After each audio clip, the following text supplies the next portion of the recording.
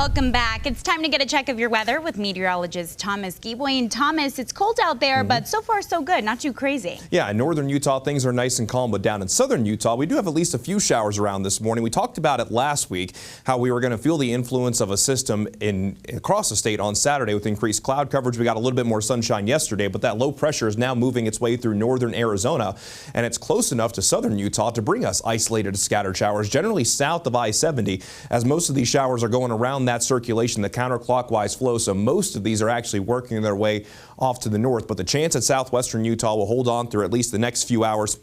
Well, that chance for showers will actually continue in the southeastern portion of the state as we go throughout most of the day today. But this is a prelude to more or less what's going to be happening in the next couple of days, because we have a stronger system that's going to be coming in from the Pacific Northwest, and we're going to see a pretty good chance for showers across the state. But we do have the winter storm watches that will be going into effect from the central mountains down to the southern mountains, including portions of southwestern Utah, south central Utah, and southeastern Utah as well.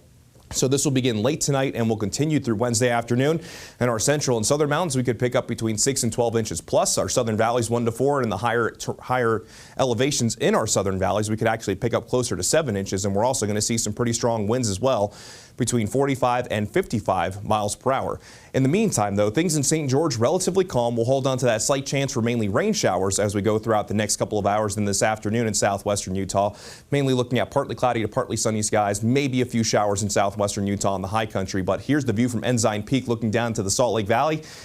And this more or less speaks for itself. We have clear skies above, and of course we have hazy conditions down below. But with the storm system coming in tonight into tomorrow, those winds should be strong, and hopefully that helps clear out our inversions completely. But for today, we're expecting unhealthy for sensitive groups for Cache Valley, the Salt Lake Valley, and for the Uinta Basin, while the other valleys in northern Utah along the Wasatch Front will mainly fall into the moderate range. So not necessarily the greatest, not necessarily the worst. Hopefully those winds kick up a little bit quicker, and we can start to see that air quality get a little bit better once we get from this afternoon into tonight. But for today, daytime highs will be close to our seasonal averages along the Wasatch Front, generally in the upper 30s and low 40s, but we'll also see upper 30s and low 40s for the Wasatch back. And in northern Utah, mostly sunny to partly cloudy skies outside of the haze, but as you make your way down into central and southern Utah, we'll see a little bit more in the way of cloud coverage due to that influence of that storm system passing to our south. A high of 41 in Gunnison, 42 in Emory, 50 degrees in Green River. Then down in southern Utah, 57 in St. George, with that chance for wet weather really ending by this afternoon, but that chance will linger a little bit longer in the southeastern portion of the state, with a high of 49 in Hanksville, 44 in Blanding, and 40 in Monticello. And on top of that, in southeastern Utah, we could hear a few rumbles of thunder this afternoon, stretching from Lake Powell over into San Juan County, so we'll keep a close eye on that. But as we begin the futurecast and time things out for you, you'll see that as we go from the morning into the afternoon, the bulk of any wet weather mainly going to be in southeastern Utah, maybe a few lingering light snow showers in the high country in southwestern Utah.